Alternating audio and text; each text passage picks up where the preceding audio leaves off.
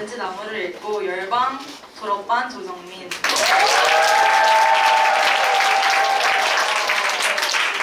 이 책은 내가 초등학생 때 읽었던 책이었는데 저번 학기 친구의 추천으로 다시 읽어볼까라는 호기심에 읽게 되었다.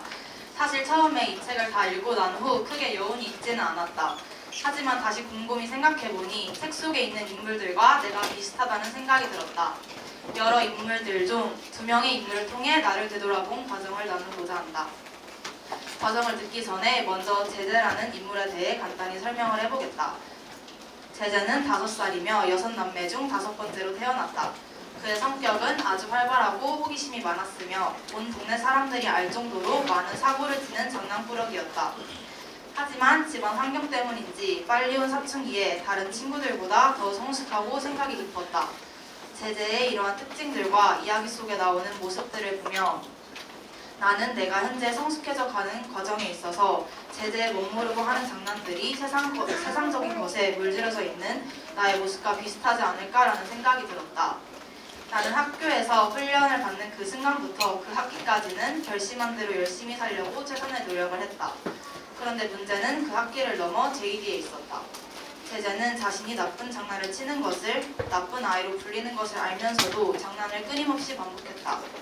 나는 이 점이 학교에서 열심히 살아야지 다짐하면서 제2D가 되었을 때 미디어나 다른 유혹들을 계속해서 행하는 행동과 별반 다를 것이 없다고 생각했다.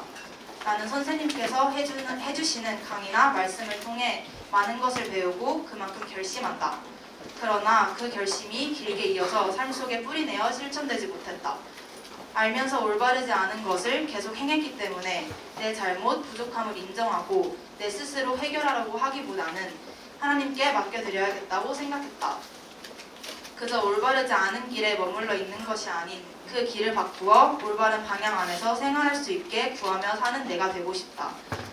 제재와 같이 하지 말아야 할 것들을 계속 반복하는 것이 아닌 자신의 약함을 인정하고 훈련받은 것들을 꾸준히 이어나가는 국제부와 내가 되길 소망한다. 두 번째로는 민기뉴에 대해 말하고 싶다. 민기뉴는 제재가 선택한 라임 오렌지 나무의 별명이다. 그는 나무이기에 나이를 예측할 순 없지만 나무치고는 말도 할 수 있고 몸도 움직일 수 있으며 감정도 느낄 수 있었다. 제재는 거의 매일 학교가 끝난 후 민기뉴에게로 달려가 오늘 있었던 일을 솔직하게 다 털어놓고 민기뉴도 제재에게 다정하게 답해주었다. 하지만 나중에 제재가 뽀르뚜가라는 아저씨와 친해져 민기뉴를 멀리하기 시작하고 민기뉴는 오랜 시간 동안 제재를 기다리게 된다. 나는 제재와 민기뉴의 관계를 보며 나와 하나님의 관계를 생각해 볼 수 있었다. 민기뉴는 제재가 무엇을 하든지 그저 묵묵히 들어주며 큰 사랑을 주었다. 하나님께서는 민기뉴와 같이 언제나 나의 이야기를 듣길 원하시며 기다리고 계신 분이시다. 하지만 그와 반대로 나는 그분만 바라보지 않았고 다른 곳에 시선을 두는 제재와 비슷하게 살 때가 많았다. 제재는 처음에 라임 오렌지 나무를 보고 나서 너무 기쁘고 행복해 매일매일 민기뉴만 볼 생각만 하고 살았다. 나도 처음 하나님을 만났을 때 그분의 일하심을 느꼈을 때는 가슴이 뜨거워지며 그분만 생각해도 기분이 막 좋아졌다. 하지만 어느 순간부터 나의 묵상의 대상이 그분이 아닌 친구 관계, 학업, 공부, 시간 관리 등으로 바뀌어졌다. 그 당시에는 몰랐다. 그런데 그 당시에 내가 느꼈던 공통점은 허전함이 있었다는 것이다. 너무 감사하며 기쁘게 살아가는구나 싶다가도 자기 전 큐티를 하거나 감사일기를 쓰면 왠지 모를 공허함이 생겼다. 민기뉴의 입장에서 하나님의 입장에서 생각해보면 언제 올까 하며 하염없이 기다리고 계셨을 것 같다. 정민아 돌아오렴 외치고 계셔도 내가 듣지 않으며 살았으니 하나님께서는 얼마나 답답하시고 속상하셨을지 그분의 마음을 헤아릴 수 있었다.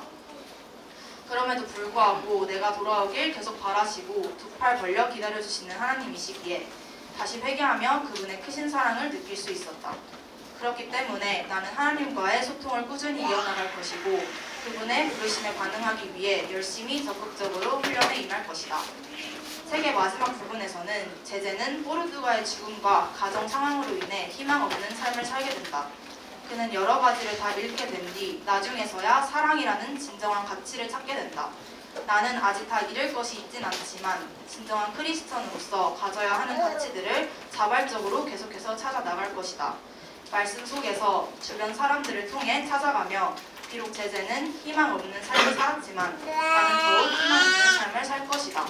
하나님께서 보여주시는 진정한 가치들을 적극적으로 배우며 기쁘게 살아가는 내가 되고 싶다. 지나가는 것이 아닌 남아있는 것에 가치를 두는 내가 되길, 그리고 국제부가 되길 진심으로 소망한다. 감사합니다.